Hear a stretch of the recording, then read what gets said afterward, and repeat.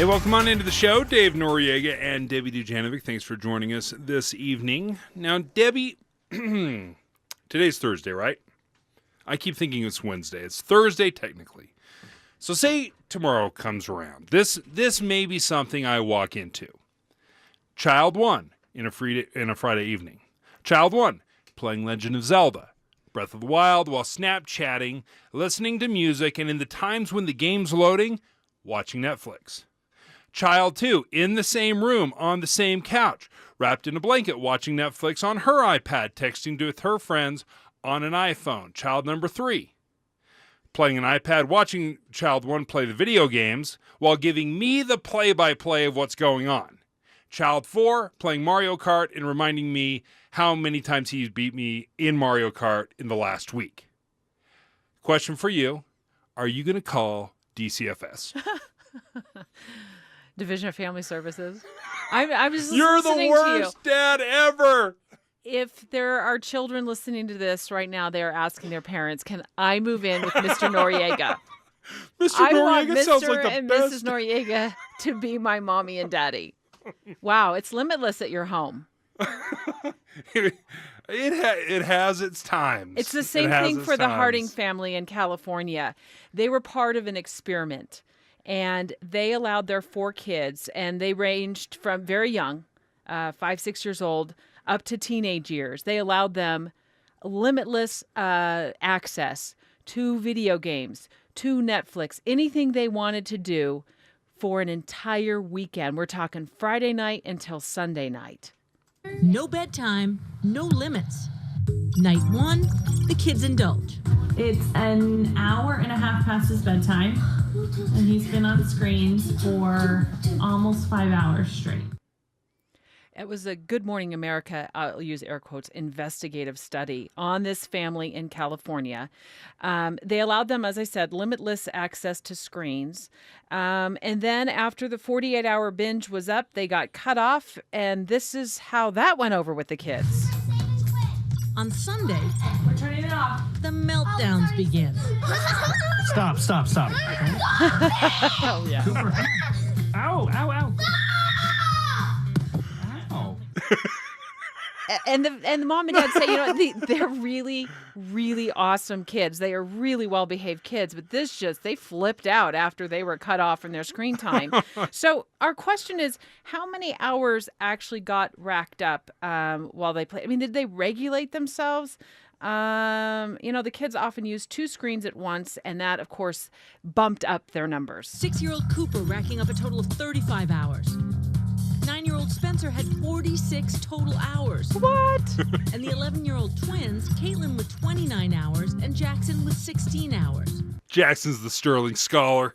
Jackson's going to really make something of his time and his life. Do we have their reaction after the binge? Yeah. Can we play that? If you could choose, would you do it like that every weekend?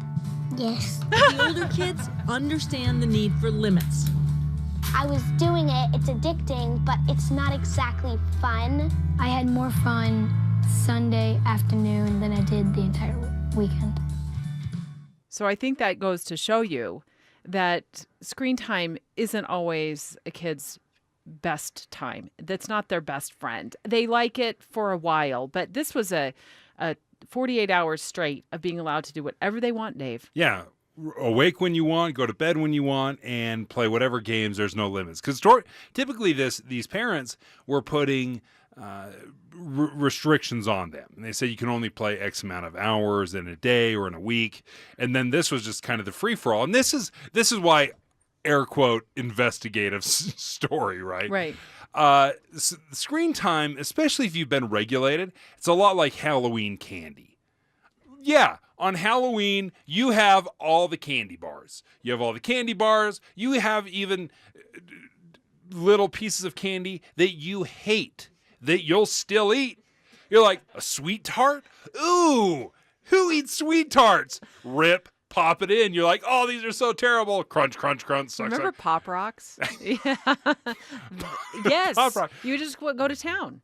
But what happens after You get a day or bellyache. two? No, you get a bellyache. Yes, you do. You get sick of it. And then what do your parents do? They come in. They eat it. They steal it. And then they send it to Jimmy Kimmel. I ate all your candy. No, the kids get sick. The parents come in and say, hey, how do you feel? Let's go do some exercise. And they're like, I'm sick. They learn their lesson, right? I think so often we helicopter so many parts of our children's lives. We're just these helicopter parents. We're like, I'm going to protect you from yourself. But you heard that from one of the kids. I mean, the little ones, like, I wish we could do this all the time. But listen to the older kids when they said, what was your reaction after you did all this binge watching? If you could choose, would you do it like that every weekend? Yes. But the older kids understand the need for limits. I was doing it. It's addicting, but it's not exactly fun. I had more fun Sunday afternoon than I did the entire weekend. Now, first of all, do these kids, were they just regurgitating what their parents wanted them to say? Absolutely. I mean, absolutely. I've got kids. And you think my kids don't know exactly my take on everything and that they can't repeat it verbatim? And when they're asked at just the right moment that they're not going to come through with a shining, sterling answer? Of course they are. But this is my feeling is too often we make a big deal out of screen time. Now, of course, is this sustainable? Of kids having these nonstop hours, 2 screens going at once for 5 solid hours? Of course not. Their brains would melt.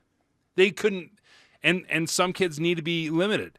But I think a lot of times they will limit themselves and they'll start realizing, yeah, I'm pretty bored. This isn't very fun. I want to go do something else. I happen to think completely opposite of what you think on this. I think kids need to be regulated when it comes to how much time they spend in front of the television, how much time they spend in front of a computer screen and on their phones during certain ages. I think once they get late into their teenage years, look, they're at school, they're going places with their friends. They're probably not going to stick to your rules. So you have to train them early. And if you don't get involved really early with them and give them limits, like the American Academy of Pediatrics says, okay, kids between the ages of 2 and 5 years old only have 1 hour of screen time or less a day. Okay, right. That is just not going to happen. Now, I don't think you should give them, 8 hours of screen time a day. I think we should allow our kids to go explore a lot of other things.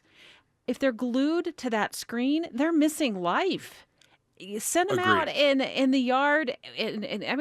I remember my son telling me, and he's going on 21 years old now. He said, Mom, it was awesome. I remember being 3 or 4 blocks over with all the kids in the neighborhood playing football or basketball or kickball, and you would put out that whistle for dinner, and I would I whistled. Or is it your fingers? I was really loud, yeah. I whistled so loudly, and he would come running. But that was so cool when my kids would come in the house, and they were dirty from playing outside all day, and they weren't glued to the screen. Of course, they're a little older, and so we kind of missed a lot of that video game era where everybody's addicted to that. But Dave, I do think you got to limit it. You got to get them outside. You got to get them involved in other activities. 2 things. Number 1, can you still whistle? Not well. I can try it. Ready? I'm dying. That's my whistle. That's the kids. That? Come on. Yep. Come on. Mom's calling. Mom's Gotta go, calling. guys. It's done. Yeah. We want to know what your thoughts are on this 57500 or give us a call 575-7668. Let us know, what do you do to control your kids, or what is your philosophy? What are your thoughts on limiting screen time, and what is that magic number that you have? We're gonna leave this topic for a minute, but we're gonna circle around and talk about it a little later on in the show. But we really want to know, what are the magic numbers? What do you do? What are your rules in place? Every kid's different, right? Some kids will self-regulate, some will binge. I mean, every kid's different. But we want to know kind of what you're doing. So give us a call. Up next, you want to buy a house? You want to buy a bigger house? You want to buy a house for the first time? I'm going to tell you, don't do it. Don't do it. I mean, this goes against everything I've ever believed. But Realtors love us. Just read this article. We're going to do the math for you and tell you why this is going to send you financially backwards when we come back. You're listening to Dave and Dujanovic at 717.